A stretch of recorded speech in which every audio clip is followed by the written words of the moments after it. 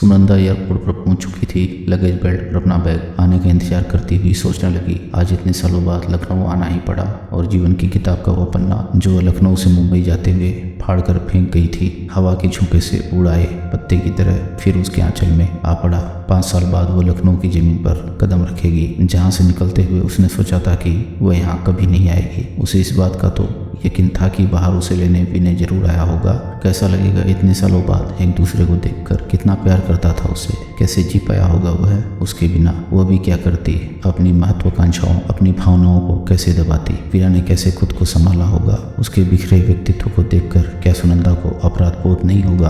अपना बैग लेकर सुनंदा एयरपोर्ट से बाहर निकली। वीना ने उसे देखकर हाथ हिलाया। हाय हेलो के बाद उसके हाथ से बैग लेकर वीना ने पूछा, कैसी हो सुनंदा। उसे ऊपर से नीचे तक देखा। वह बहुत स्मार्ट और फ्रेश नजर आ रहा था। बोली, मैं ठीक हूँ, तुम कैसे हो। वीना ने मुस्कुराकर कहा, ठीक हूँ। सुनंदा ने चलते चलते उसे बताया, कल यहाँ मेरी एक मीटिंग है, सोचा यहाँ आने पर तुमसे मिल लेना चाहिए, बस तुम्हारा नंबर मिलाया, वही नंबर था तो बात हो गई। और सुनाओ, लाइफ कैसी चल रही है। बढ़िया। फिर पूछा, जाना कहाँ है तुम्हें। सुनंदा चौंकी, फिर बोली, होटल अवध में मेरा रूम है। वीना ने पूछा, टैक्सी से जाना चाहोगी या मैं छोड़ दूँ। सुनंदा मुस्कुराई, यह भी कोई पूछने की बात है। वीना ने अपनी गाड़ी स्टार्ट की तो सुनंदा ने पूछा, गाड़ी कब ली। 2 साल हुए। उसके बराबर वाली सीट पर बैठकर 5 साल पुराना समय सुनंदा की आंखों के आगे घूम गया। तब उसके स्कूटर पर बैठकर वह उसके साथ कितना घूमती थी। वीना की कमर में हाथ डालकर वह बैठती और वह धीरे से गर्दन घुमाकर उसके गाल पर किस करता तो वह टोकती, आगे देखो कहीं एक्सीडेंट ना हो जाए।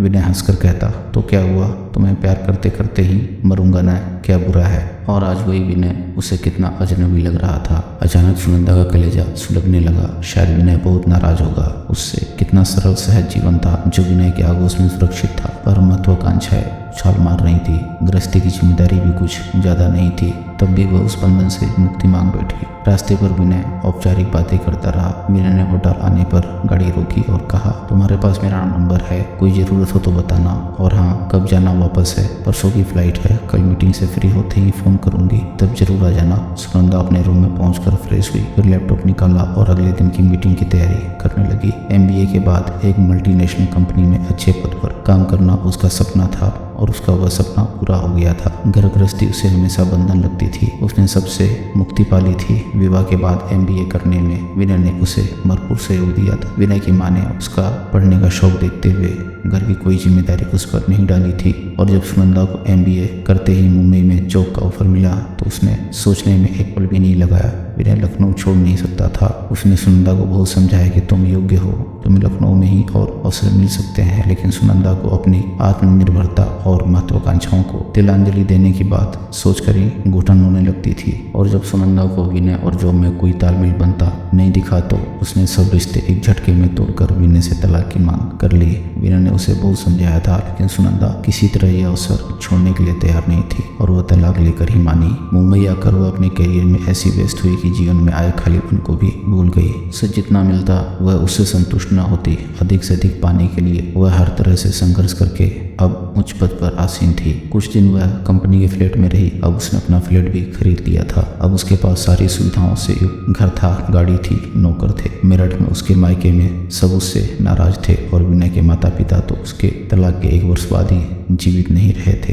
इन सालों में वो कभी मेरठ भी नहीं गई थी, बस समय मिलने पर कभी कभी फ़ोन कर लिया करती थी। अगले दिन मीटिंग से फ्री होने पर उसने वीना को फ़ोन किया और मिलने के लिए बुलाया। वीना ने कहा, शाम को आ जाऊंगा। सुनंदा तैयार होकर उसका इंतजार करने लगी। सोफे पर बैठकर आंखें मूंदकर अपने ख्यालों में गुम हो गई। इतने सालों में उसने अपने दिलो दिमाग पर काबू पा लिया था। काम की धुन में अपने को डुबोकर खुश रहने का दिखावा भी कर लेती थी, लेकिन प्यार भरा मन समुद्र सा उफनता रहता था। अपना सब कुछ लुटाकर खाली हो जाने को, किसी को अपनी चाहत में पूरी तरह भिगो देने को आज विनय को देखकर फिर दीवानी हो गई थी। उसे देखते ही उसके ख्यालों में खो गई थी। सोचती रही, क्या विनय भी उसके साथ के लिए बेचैन होगा। अगर हाँ तो वह विनय से अपने व्यवहार के लिए माफी मांग लेगी। एक बार फिर उसके साथ जीवन शुरू करेगी। विनय उसे जरूर माफ कर देगा। वह उसे बहुत प्यार करता था। बहुत रली अकेली चंचल नदी सागर में समाकर ही शांत होती है। सालों से उस स्पर्श को तरस रहा उसका नारी मन भी आज अपना सर्वस्व त्याग कर आत्मोत्सर्ग कर शांत हो जाने को मचल उठा। विनय के साथ बीते पुराने दिन रात याद करते करते मिस्त्री की तरह कुछ मीठा मीठा उसके होंठों तक आया और विनय के चेहरे को हाथों में भर चूमने की चाह से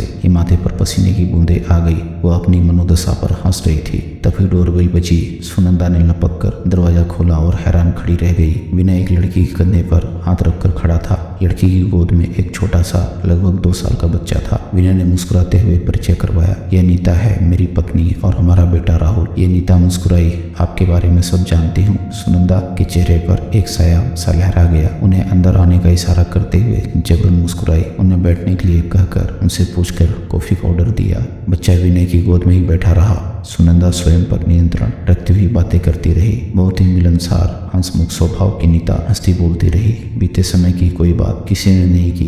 करीब 1 घंटा तीनों बैठे रहे। जाते समय नीता ने ही कहा, अगली बार आप भी आइए तो मिलकर जाइएगा। अच्छा लगा आपसे मिलकर। उनके जाने के बाद सुनंदा बेड पर ढह सी गई। उसकी आंखों के कोनों से आंसू ढलक पड़े। जिन चीजों को आधार बनाकर उसने भविष्य को गढ़ा था, उनसे यदि वह सुखी रह सकती तो आज रोती ही क्यों। आज विनय का बसा हुआ सुख संसार देखा तो लगा कि वह हार गई। अपनी सारी महत्वाकांक्षाओं को पूरा करने के बाद भी हार गई। क्या हो गया यह सब। वह हमेशा बहुत ऊंचा उड़ने की सोचती रही। विनय का प्यार, विनय के बच्चे, घर गृहस्थी के कामकाज, विनय की रुचि, शौक, पसंद नापसंद, सब में उसे सहभागी होना चाहिए था। तभी पनपता हुआ प्यार जो उसे नीता की आंखों में लबालब देख लिया, वही प्यार वह सुनंदा को देना चाहता था। पर वह पूरी तरह नीता को समर्पित है। हाँ, यह प्यार ही है जिसे ठुकरा कर वह चली गई थी। यही तो वह सिलसिला है जो आगे चलकर एक सुखी, सफल, लंबे वैवाहिक जीवन की नींव बनता है। उसने तो नींव रखी ही नहीं थी और अब तो वह ध्वस्त अवशेषों पर आंसू ही बहाने थे। क्या पाया उसने और क्या खो दिया।